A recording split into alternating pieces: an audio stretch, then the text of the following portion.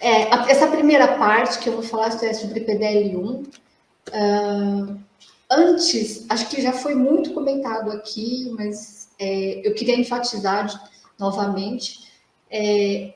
Na verdade, hoje em dia existem muitas tecnologias novas. Todo mundo fala de sequenciamento de tumores, de estudos moleculares e tudo mais, mas eu acho que nada mais fundamental do que tudo isso que já foi discutido, né?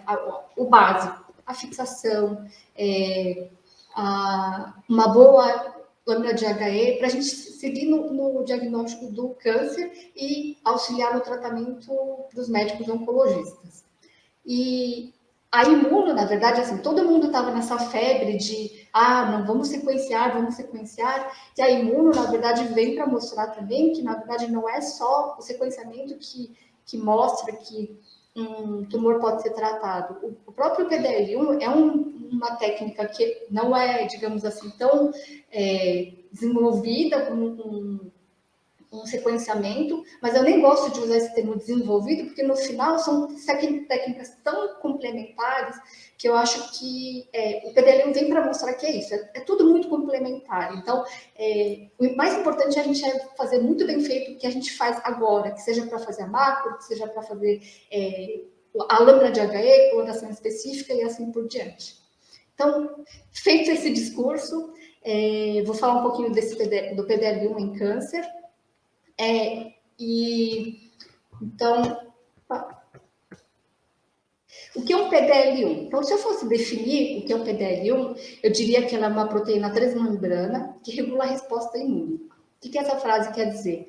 Essa frase diz basicamente que a gente tem uma célula com a membrana e a proteína, lembrando que é um conjunto de aminoácidos. Então, aqui a gente tem a membrana e a proteína que é o PDL1, que ele atravessa toda a membrana, transmitindo a resposta, que regula a resposta imunológica que vem de fora para dentro da célula.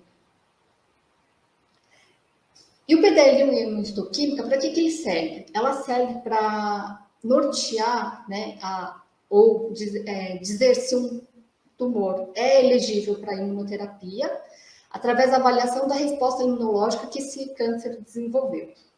E antes de dizer exatamente sobre a avaliação do PDL1, eu queria definir junto com vocês esses 3 elementos aqui. Então, primeiro, o que é um câncer, né? Eu não sei se vocês já fizeram uma reflexão sobre isso, mas toda vez que eu apresento alguma coisa relacionada a tumores, que é a área que eu mais trabalho, eu fico pensando, nossa, é muito difícil definir isso, né? Mas uma tentativa disso, assim, basicamente, se você abre o livro de patologia básica do Robbins, a definição é muito clara, né? Ele fala que na verdade, assim, ele tem uma frase que eu li, inclusive, agora, até pouco, que ele fala assim, o único jeito de você não morrer é não nascer, né? Então, quando você começa a viver, começou o jogo, né? Você está propenso a vários tipos de possibilidades, né? Você, na verdade, a partir do momento que você nasceu, começa todo o processo, desde senilidade, desde vários processos de multiplicação celular, até atravessar a rua, tudo isso, né, envolve a vida. E se você for ver, nas células, por exemplo, propriamente, a gente tem um balanço entre a multiplicação celular e a apoptose, a morte celular. E esse balanço faz com que a gente tenha a renovação celular, a gente faz com que a nossa pele tenha essa conformação, o nosso olho, né, e que não tenha, que mantenha aquela estrutura, né? Mas quando houve esse desbalanço, então tem mais proliferação celular do que morte celular, mas ainda mantendo as características das células, a gente chama de tumor ou neoplasia benigna. E quando essas células proliferam de forma desenfreada, agora não mais mantendo as características habituais dela, a gente chama de neoplasia maligna ou tumor maligno, que é a mesma coisa que câncer. Então, câncer, obrigatoriamente, é uma neoplasia maligna. E por que isso acontece? Tem vários motivos, né? Na verdade, tem um livro da OMS que só fala de cada órgão. Eu acho uma leitura super complexa, porque como é que você vai descobrir como é que desenvolve câncer de pulmão, né? Então, tem múltiplos fatores. E um deles são as alterações genéticas, como a gente já sabe, por exemplo, a mutação do BRCA, que predispõe a câncer de mama. E assim, queria que você, por exemplo, eu acabei de dizer predispõe. Você ter a mutação do BRCA não obrigatoriamente quer dizer que você vá ter, né? Você tem uma chance muito mais aumentada do que pessoas que não tenham. Então, todos esses fatores, então, a mutação do BRCA pode predispor a câncer. As infecções, né, já foi discutido muito ontem sobre o HPV, que pode predispor a câncer de colo uterino, EBV, a leucemias e linfomas, raios ultravioletas, que podem desenvolver melanomas, cânceres de pele, a radiação, né? Não é à toa que, por exemplo, nos laboratórios de radiologia, os técnicos andam, né, e os médicos, as pessoas que trabalham lá dentro, andam com um crachazinho que medem o tempo todo a exposição da radiação, porque é muito conhecido que eles levam a uma situação pró-cancerígena.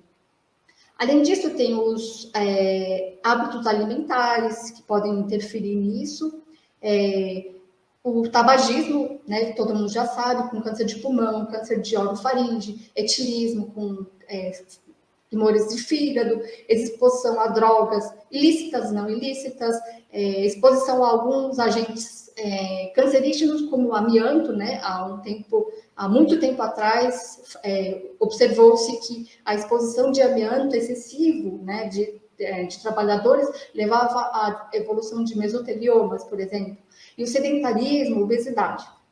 E aí, quando chega nesse ponto, às vezes eu fico me perguntando, tá, por que eu não me exercitar, por que eu não me alimentar direito faz me predispor à evolução de câncer, né? Não sei se vocês já pensaram nisso. Mas se você for pensar, na verdade, tudo isso, todos esses fatores que eu já citei anteriormente, eles levam uma situação da célula uma situação pró-inflamatória. Pessoas que fumam, pessoas que têm mais sedentarismo, que são sedentários, ou pessoas que que são obesas, elas têm mais propensão a uma situação pró-inflamatória do que uma pessoa que não tem esses hábitos, né? E o que isso implica? Na verdade, pensa na proliferação celular que eu falei aquela hora. Uma coisa é você fazer uma tarefa só, outra é você fazer 10.000 tarefas.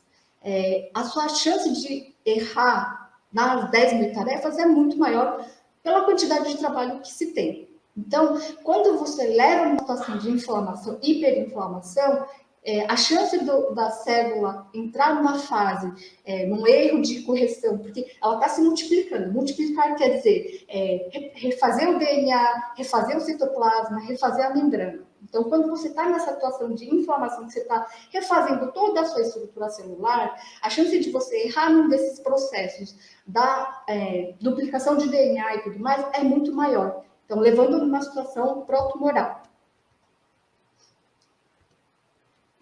Então, definido isso, que é câncer, de uma forma bem sucinta, vamos agora avaliar a questão da resposta imunológica. Então, lembrando novamente, essa é uma figura também que eu tirei do Robbins, a gente tem a imunidade inata e a imunidade adaptativa. A imunidade inata, como o próprio nome diz, é uma imunidade que a gente nasce com ela, que é representada pelas barreiras epiteliais. Então, se a gente for ver, além da nossa pele, que serve como barreira em contato com os micróbios de fora, a gente tem revestimento de mucosa, oral, respiratória, intestina, toda ela revestida por epitélio.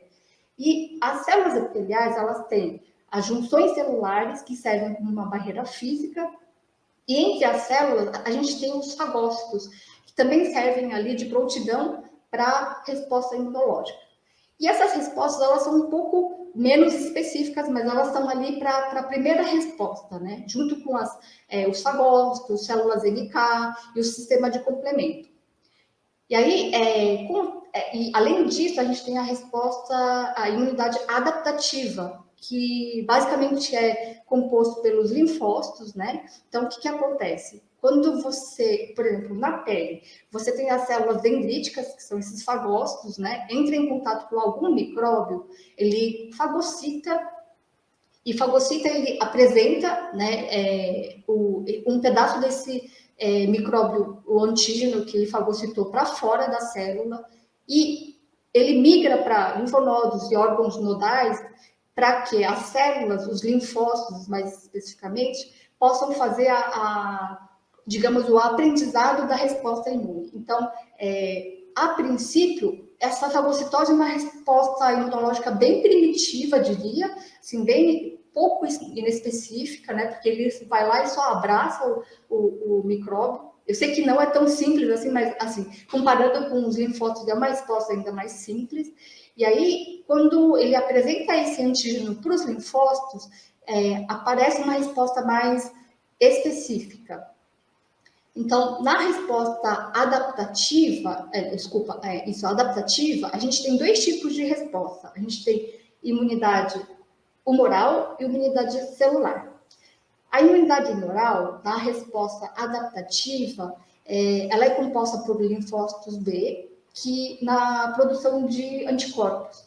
Então, aquela célula dendrítica ali que fagocitou o micróbio, ela entra em contato com os linfócitos B, entra em contato com linfócitos B para que ele aprenda a produzir anticorpos específicos para determinados tipos de antígenos que ele entrar em contato. Então, por exemplo, esse anticorpo azul, ele só é capaz de reagir perante a esse tipo de antígeno, né, desse formato. O anticorpo vermelho, ele só é capaz de reagir a esse tipo de antígeno e assim vai. E ela é considerada como resposta, uma imunidade humoral, porque esses anticorpos, eles são produzidos pelos linfócitos B, mas elas são capazes de ser destacadas dos linfócitos e ser jogadas na corrente sanguínea. Em relação à resposta imunidade adaptativa celular, ela é feita pelos linfócitos T e é chamada de imunidade celular porque diferente da imunidade humoral, em que os anticorpos são lançados, na imunidade celular, o linfócito T tem que estar lá presente, né? Então, o que acontece? De novo, né? A célula dendrítica vem, apresenta o antígeno que ele fagocitou para o linfócito T e ele mostra para o linfócito T, olha, tem esse anticorpo, tem esse antígeno, desculpe, que eu acabei de fagocitar, que se na próxima vez a gente houver contato com esse antígeno novamente, você vai lembrar dele e reagir de uma forma muito mais rápida, né? E então o corpo está o tempo todo nesse treinamento, né, de gerar uma resposta imunológica, memória de resposta imunológica, para que a gente tenha reações muito rápidas a elementos estranhos, a elementos exógenos, micróbios, bactérias e assim por diante. E o linfócito T, mais especificamente, quando ele é apresentado ao antígeno pelas esses fagócitos, células dendríticas, por exemplo, vamos imaginar que algumas, né? Como é que o linfócito T vai reconhecer que aquilo é um pedaço de um anticorpo, de antígeno, desculpa, que foi apresentado pela célula dendrítica, ou se aquilo é um pedaço que ele tem que atacar. Então, para ele fazer esse reconhecimento, o que acontece? As células dendríticas, elas mostram o antígeno e, por outro lado, ele tem um outro braço que fala assim, ó, eu estou te mostrando, mas eu sou amigo. Eu só tenho a função de te mostrar que na próxima você vai responder a esse antígeno rapidamente, né? Então, essa dupla comunicação, essa segunda comunicação, a gente chama de checkpoint, né? E eu queria que vocês guardassem, porque eu vou retomar essa ideia do checkpoint, tá? E só por curiosidade, lembrar que, assim, essa resposta ela é tão complexa que existem doenças realmente relacionadas a essa resposta imune, tanto inata como adaptativa, né? E outro detalhe é que quando mesmo todos esses linfócitos, nessa fase de entrar em contato com o antígeno, eles, na verdade, eles não só fazem o aprendizado, mas eles fazem a checagem, né? Como a gente já falou em outras palestras, errar é muito importante, né? Para a gente saber reconhecer e corrigir. Então, o sistema imune também faz a mesmíssima coisa. Ele entra em contato com o antígeno e, na verdade, tem um sistema imunológico complexo que ele checa se o linfócito B ou o linfócito T, ele reconheceu adequadamente. Então, os linfócitos T que reconhecem muito avidamente, eles não são recrutados, eles são levados à morte celular. Ou aqueles linfócitos que não respondem muito bem, não são muito rápidos na resposta imune, eles são também levados à morte celular. E aqueles linfócitos que são mais corretamente, que têm o tempo certo, que agem do jeito certo, são recrutados para a resposta imunológica. Então, vem a seguinte questão. Se a gente tem, né, além de todo o tratamento que a gente tem, com cirurgia, com quimioterapia, terapia hormonal, transplantes, né? Por que a resposta imune ela não é capaz de dar conta, né, às células oncogênicas cancerígenas, e essas células escapam da resposta tumoral, né? Essa é uma grande pergunta que fica, né? E a resposta está aqui. Essa figura é bem... na verdade, é para representar um pouco a ideia de que, se vocês forem ver, todo mundo, que quando eu passei essa imagem, deve ter reconhecido um cachorro que está aqui, escondido embaixo dessa roupa, do Bulbasauro. E o câncer faz exatamente isso. Ele tem o focinho do câncer, mas ele dá um jeito de mimetizar a célula normal, se encapuzando com outro elemento. Todo mundo fala, né, do lobo em pele de cordeiro. É mais ou menos isso. O câncer, ele se desenvolve de uma forma que ele consegue... lembra que eu falei do checkpoint, né? Ele consegue desenvolver esse checkpoint a ponto de driblar a resposta imune e dizer, olha, eu também sou seu amigo. Então, essa ideia da imunoterapia surgiu exatamente quando dois autores tiveram essa sacada que o tumor tem esse tipo de resposta. Então, a imunoterapia, na verdade, surgiu, né, a ideia da imunoterapia com esses dois autores, que inclusive ganharam um prêmio Nobel em 2018, né? Cada um contribuiu com um desses marcadores, CTLA4 e o PD1, e descobriram o seguinte: o CTLA4 ele é um inibidor de resposta imune. Então, quando ela fica ativada, o linfócito T ele fica num estado inerte, ele não responde a nenhum elemento estranho, ele não faz nenhuma resposta inflamatória. Então, quando ele está ativado, o CTLA4 está ativado no linfócito T, é como se tivesse puxado o freio de mão. Então, a célula cancerígena consegue ficar do lado do linfócito T sem nenhum problema. E o que esses autores descobriram é que quando você dá um anti-CTLA, esse bloqueio que é feito, a gente bloqueia o bloqueio, né? Então, e o linfócito ele é rapidamente capaz de reconhecer que tem um elemento estranho e responder em cima. É como se a gente tivesse desativado o freio de mão. No caso do PD1, ainda não estamos falando do PDL1, que é diferente. O PD1, na verdade, ele diferente do CTLA4, ele é um elemento que ele não freia, né? Na verdade, ele ativa. Então, quando o PDL1 ele está ativo, na verdade, ele entra em contato com a célula. Quando o PDL1 entra em contato com o PD1, que está representado pelas células cancerígenas, é como se a gente pisasse em pé no freio, Então, a resposta imune é bloqueada. Quando a gente administra anti-PD1, ele bloqueia, né, esse freio, e é como se a gente tirasse o pé do freio e o linfócito T fosse capaz de reconhecer as células estranhas, né? Porque lembra que eu falei do checkpoint, né? A célula tumoral, ela tem esse checkpoint que fala, olha, eu sou seu amigo. Mas quando eu bloqueio, eu mudo a senha, na verdade, eu falo que esse checkpoint não é mais a nossa senha para entrada de qualquer lugar. Quando eu retiro essa identificação, o linfócito T, ele é capaz de reconhecer a célula tumoral como não self, como elemento estranho. Então, quando a gente muda a senha, a gente tira o capuz, a gente consegue ver, bom, pronto, realmente, como a gente desconfiava, é um cachorro, né? Não é um bulbasauro. E é o que acontece no PDL1, então, no tumor propriamente.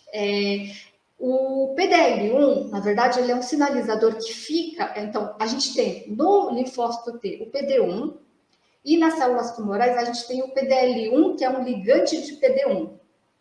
Então, quando a célula T, o linfócito T, entra em contato com o antígeno, ele tenta procurar o checkpoint para dizer isso aqui faz parte do meu corpo ou não faz. E o tumor, muito safadamente, ele consegue desenvolver esse PDL1 dizendo, olha, eu sou seu amigo.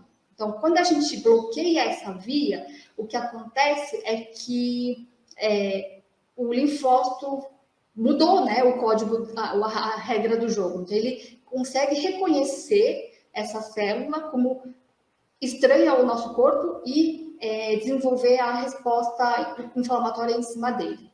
Então, aqui, na célula tumoral, o que acontece? Se a gente não tivesse essa via do PD1, PDL1, todos os fatores inflamatórios desencadeariam uma resposta molecular que gerasse no final a apoptose e a morte celular das células tumorais. Mas quando acontece essa ligação do PD1 com o PDL1, ele desenvolve uma série de resposta imunológica que ele bloqueia essa apoptose celular.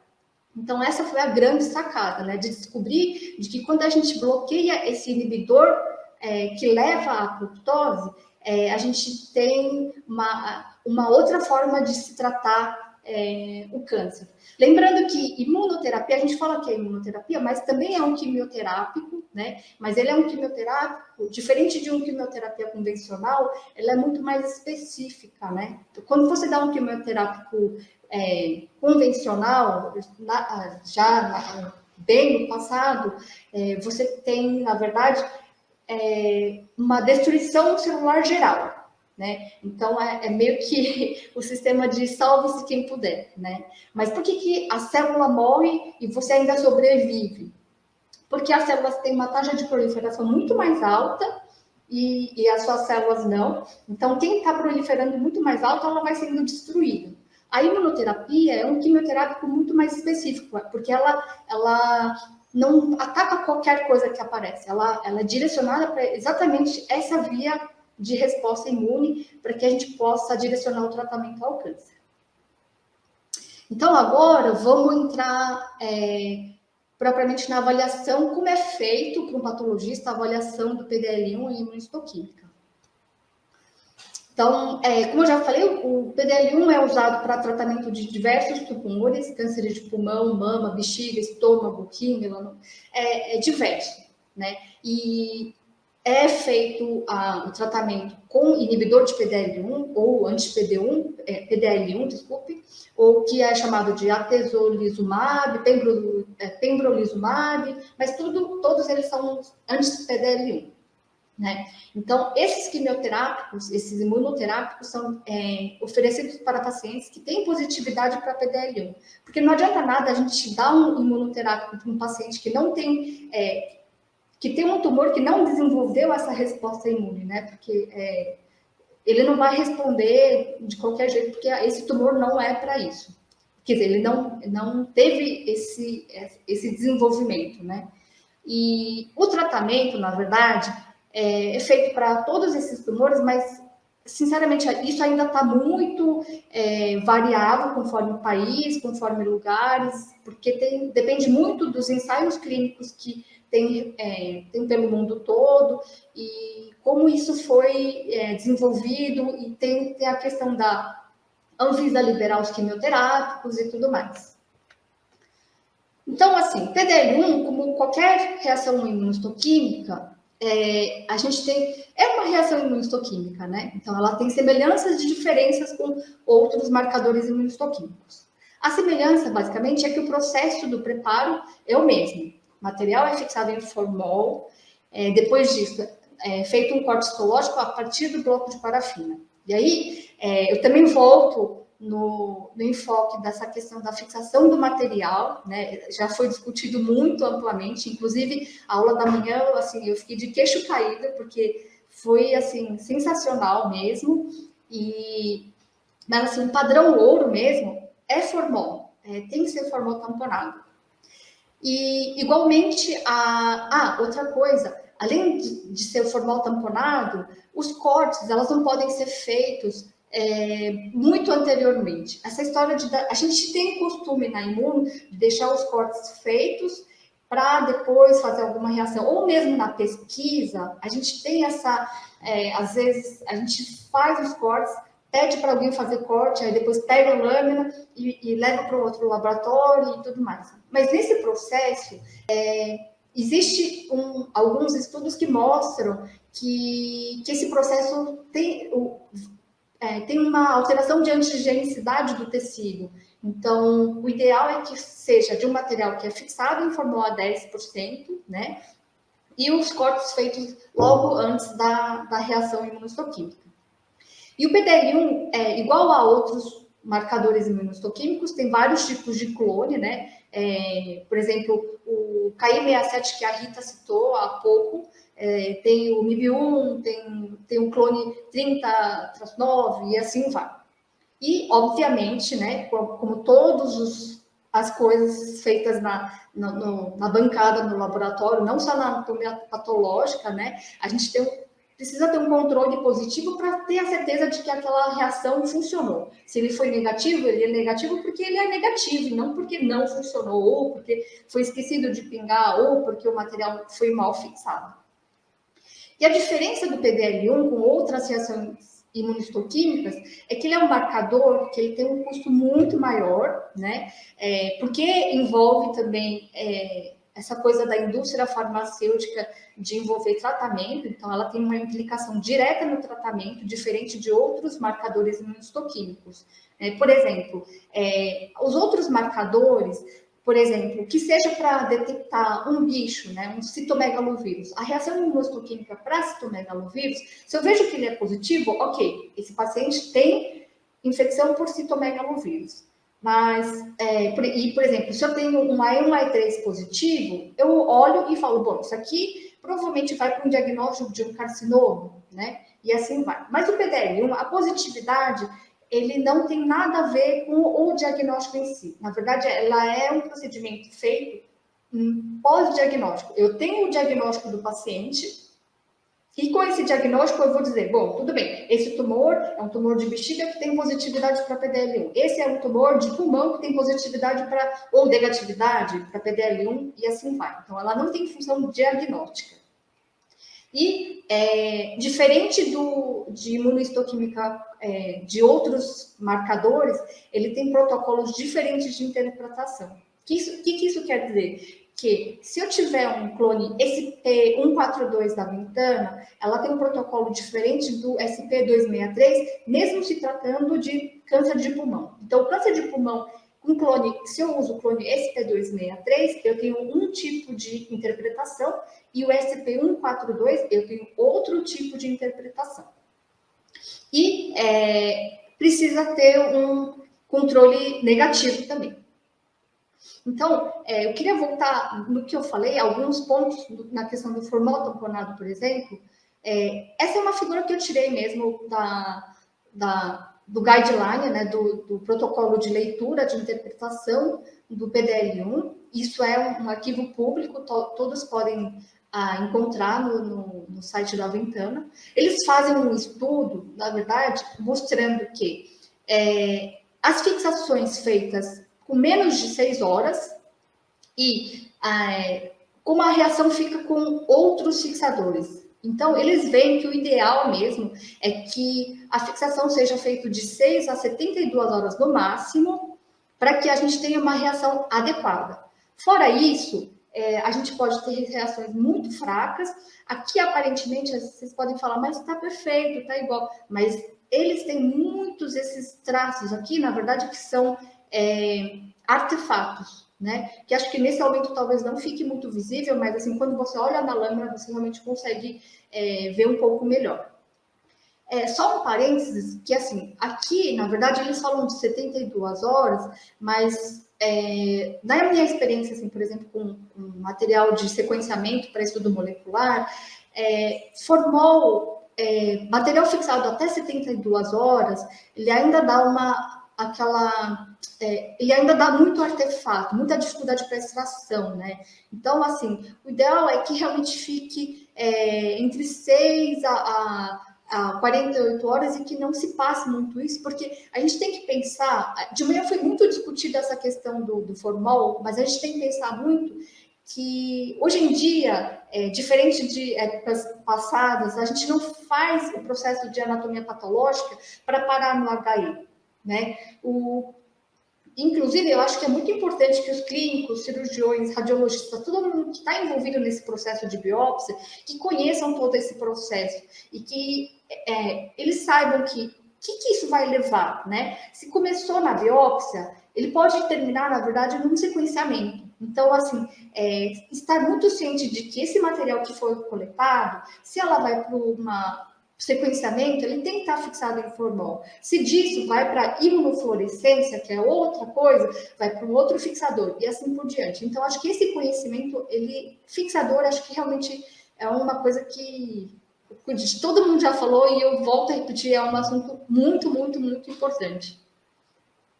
Outra coisa, em relação ao corte feito no bloco de parafina logo antes da reação, a própria Ventana também, né? Isso também é uma figura do protocolo de interpretação do PDL1 da Ventana. Lembrando que, assim, eu coloquei algumas figuras da Ventana, mas porque é o que eu mais trabalho, né? Mas, assim, quero deixar bem claro que não estou sendo patrocinada por eles. E eles fizeram um estudo dessa diferenciação, né? Como é que o tecido fica, a reação fica nos cortes feitos depois e nos cortes feitos logo antes.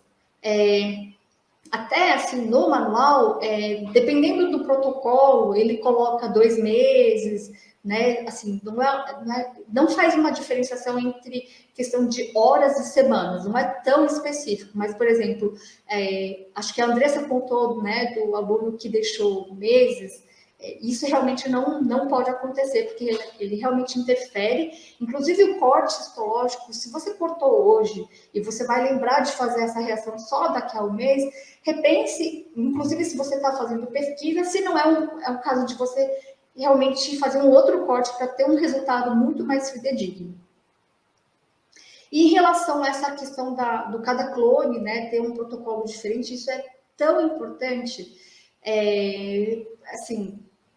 E acho que eu vou abordar isso mais para frente, mas assim, realmente, interpretar como o PDL1 não é para diagnóstico, você fazer o PDL1 em câncer de pulmão com o SP142 é totalmente diferente de fazer no clone esse P263, com a DACO, né, com a Agilent, fazer no 22C3 é outra história. Então, isso é muito importante. E muitas vezes, eu também recebo no laboratório materiais que vêm assim, com pedido de, por favor, fazer PDL1. De novo, o PDL1, ele não serve para fazer diagnóstico. Então, se eu não tenho diagnóstico desses materiais previamente, eu não consigo também aplicar nenhum protocolo. E aí, acaba que o paciente, não sei quem paga por essas reações, mas você tem um gasto desnecessário, porque assim, toda a interpretação depende do diagnóstico prévio e o quanto ele é positivo ou não também depende do diagnóstico prévio. Porque, por exemplo, o mesmo clone que é SP142, para câncer de mama, ele tem um corte de positividade, para ser considerado positividade, muito diferente do, por exemplo, para câncer de pulmão, né? Então, realmente, esses cuidados a gente tem que ter na hora de fazer a avaliação do PDL1 em imunohistoquímica. Então, o que eu recebo, basicamente, né? O primeiro contato que eu tenho são 2 lâminas. Diferente de uma rotina de imuno, eu recebo 2 lâminas, que é do caso e uma lâmina que a gente chama de controle negativo. No caso nas 2 lâminas, na verdade, a gente tem 2 cortes, um é de controle, né? E o outro, um é de controle e o outro de tumor.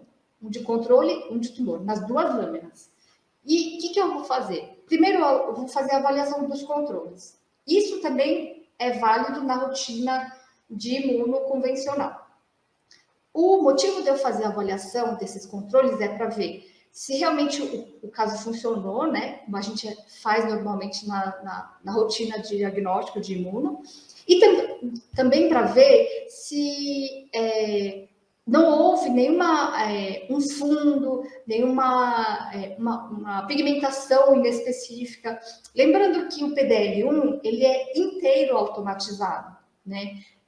A Rita comentou sobre essa questão de semi-automatização, manual, automatização.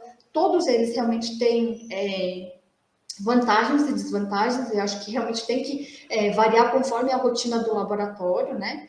Mas no caso do PDL1, para a gente amenizar o erro humano, que, né, como ela mesma já disse, existe, então todo o processo ela é feito automatizado. Então a gente tem que ver, porque a máquina também erra, né? Então a gente tem que ver através do controle negativo se aquilo realmente não teve nenhuma. O que eu estou vendo de positividade não é nenhum fundo, se não é a máquina que jogou DAB demais na lâmina, e é isso.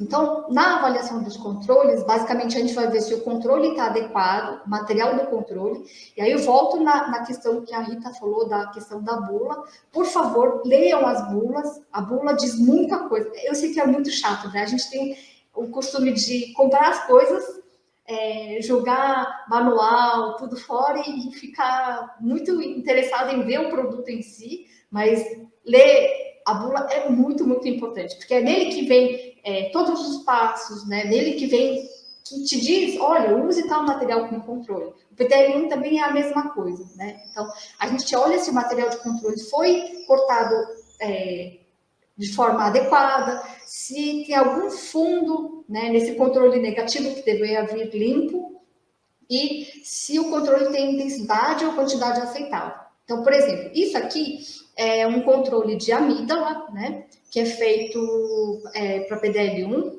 Então, normalmente, o que acontece? O PDL1, nesses controles, ele cora o epitélio, que fica na região italiana, o epitélio escamoso, e ele cora na região do centro germinativo. Então, no epitélio, ele tem esse padrão de marcação membrana, e nas células inflamatórias do centro germinativo, ele fica nesse padrão pontilhado.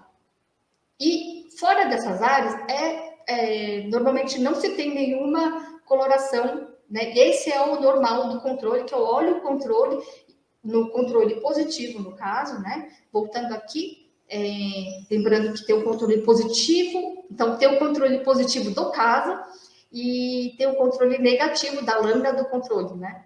Mas nesse caso eu estou falando da lâmina de controle positivo. Opa, perdão.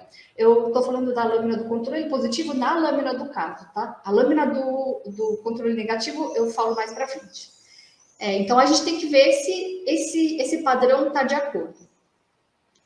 Às vezes, aquele centro germinativo que estava bem corado, ela pode vir muito fraco, né? Ou pode ver tantos fundos aqui que eu falo, a partir disso, o que vier no tumor, eu não vou conseguir ter certeza se é uma imunoexpressão fraca ou se aquilo é um fundo. Então, nesses casos, realmente é mandatório a gente repetir toda a reação. E quando eu digo que é repetir toda a reação, é repetir a lâmina do controle positivo e a lâmina do controle negativo. Esse julgamento do repetir ou não repetir, na rotina de imuno, é muito dependente, né? Porque como a gente faz diagnóstico, às vezes, olhando para o padrão de imuno, a gente consegue dizer, bom, tem um fundinho aqui, mas assim, eu sei que o padrão daquele marcador, ele é membrana. Então, isso aqui para mim não é positivo. Ok, né? A gente dá um desconto. Mas no caso do PDL1, se vocês forem olhar o protocolo de interpretação, eles são muito rigorosos. Eles falam, se tiver nesses casos, é o caso de repetir a reação. E aí, quando vem a avaliação do controle negativo, né, que é essa lâmina, a segunda lâmina que eu falei para vocês, o objetivo é ver se realmente esse controle negativo ficou realmente negativo, se não teve nenhum fundo, né, porque essas duas lâminas correm conjuntamente. E também para ver, avaliar se o próprio tumor tem algum pigmento, ou se ele tem algum elemento que faça pigmentar. Então, por exemplo, se eu vejo essas expressões muito inespecíficas, e eu sei que é inespecífica por uma questão de treinamento e também por ver pelo padrão de imunoexpressão dele, por exemplo, se eu encontro isso nessa ponta do tumor, quando eu for avaliar o caso, nessa mesma área, eu vou fazer um desconto. Então, eu não vou considerar essa marcação como uma positividade. Eu vou dizer, bom, isso aí era uma espécie de mancha que já existia no corte do tumor mesmo, então isso eu não considero como uma positividade. Certo? Então, feito isso, depois que eu olhei os controles, a próxima etapa é determinar a área tumoral. O que seria uma área tumoral? Vocês podem ver nessa linha azul, é uma área imaginária que envolve toda a área do tumor e o estroma e as células inflamatórias ao redor. Então, por exemplo, nesse caso aqui, você vê que foi delimitado, né, de uma forma imaginária, duas áreas que envolvem as células tumorais, o estroma e eventualmente algumas células inflamatórias, mas essa área aqui, ela não foi considerada como área tumoral, porque ela só tem células inflamatórias e não tem nada de tumor. Nessa outra figura, a área tumoral envolve tudo isso, né? Porque ele tem uma continuidade das células tumorais, tem um pouco de estroma aqui e eventualmente deve ter umas células inflamatórias, e então ela é considerada toda como uma área tumoral. Essa área, provavelmente, ela só tem o tecido conjuntivo sem nenhum tumor de permeio, então ela não foi considerada como uma área tumoral. Nesse outro exemplo aqui, nessa figura vocês podem ver que tem, provavelmente aqui também tem, que nesse aumento fica um pouco ruim de ver, mas é para vocês entenderem um conceito de determinação da área tumoral. Nessa área aqui tem as células tumorais, né, envolvidas pelo estroma e pelas células inflamatórias, e aqui também. E esse permeio não é considerado porque quando a gente olha no microscópio, a gente vê que tem tecido adiposo, mas não tem nada de célula tumoral. Então, as áreas tumorais, elas podem ser salpicadas, eu não preciso abranger isso com isso, envolvendo o tecido adiposo, porque isso inclusive, mais para frente, influencia na contagem da positividade da área tumoral.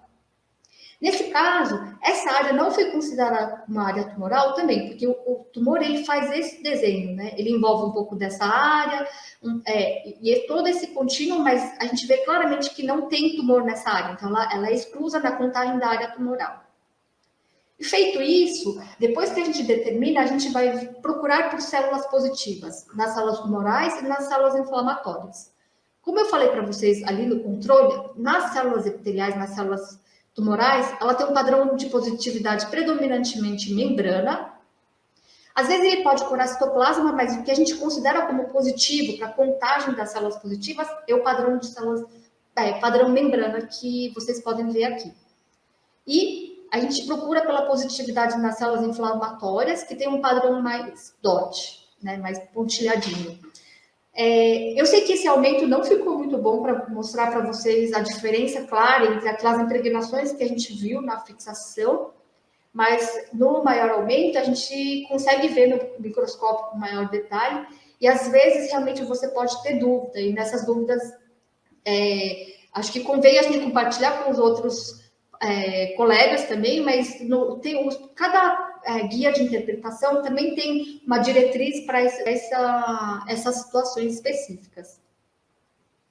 E, né, a gente também avalia se há negatividade, obviamente. E aí, volta um pouco naquela história do se foi feito, conforme o tumor, né, conforme o clone aplicado, a gente tem uma interpretação diferente. Então, no caso da Ventana, né, com esses 2 clones, que é o que eu mais utilizo, o resultado é dado em porcentagem das células positivas em relação à área tumoral. E por isso que é muito importante a gente saber determinar a área tumoral. Porque se naquela área, se naquele outro exemplo, eu considero onde só tem um tecido adiposo como área tumoral, pensa que a porcentagem é uma divisão, né? A gente tem um numerador e um denominador. Se eu coloco a área tumoral onde não tem tumor, o meu denominador aumenta e a positividade, a porcentagem, ela diminui. Então, é muito importante realmente a gente saber determinar com certeza a área tumoral. No caso dos clones da Agilent, da DARPA, que são esses 2 clones aqui, os resultados são... a gente faz a contagem, né, de quantas células tem, tanto nas células tumorais como nas células inflamatórias, e faz um score, que são chamados de TPS, CPS, que dependendo do score, ele vê quantas células inflamatórias tem ou quantas células inflamatórias e tumorais tem em relação ao denominador comum, que é a quantidade de células tumorais. Eu queria voltar só num ponto. Não, é isso mesmo. Possíveis interferências que a gente pode ter, né, na interpretação, né, desses marcadores, quando... esse assunto, gente, assim, se você trabalha na anatomia patológica, nunca vai acabar. É a fixação inadequada do material. Isso é um tiro no pé. Tem gente que usa, eu espero que não, mas eu sei que ainda tem laboratórios que não usam formotamponado. Espero que isso realmente acabe. Mas fixação inadequada do material, não só para imunoconvencional, mas para PDL1 também é um tiro no pé, porque não funciona, né? Para estudos moleculares, então nem se fala, né? Isso quando a gente não consegue nem dar o diagnóstico no HE, né? Mas eu acho que já são casos muito mais sérios. Então, outra possível interferência que a gente pode ter na interpretação é o controle inadequado. Então, como eu expliquei anteriormente, né, se você tem controles que ficam muito borrados, realmente isso atrapalha muito na nossa rotina de interpretação.